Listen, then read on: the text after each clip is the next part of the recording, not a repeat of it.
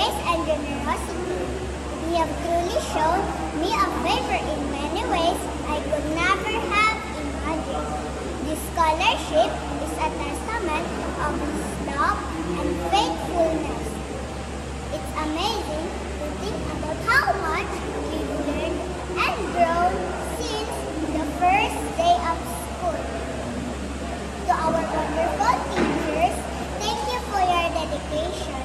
You've been with us every step of the way, teaching us new things, helping us when we needed it, and always cheering us on. To our loving parents and guardians who sacrifices their time, show love and support during this hard time of learning. Thank you. To our beloved Singaporean committee and sponsors, thank you so much. We will be forever grateful for the sacrifices and selfless service you have given to us. I am humbled by your generosity and kindness. To my fellow classmates, wow, look how far we've come. From learning ABC, counting numbers, making new friends.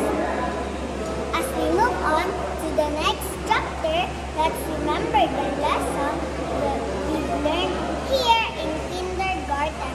Let's remember to fear God, to be kind, to help each other, and to never stop exploring and discovering new things.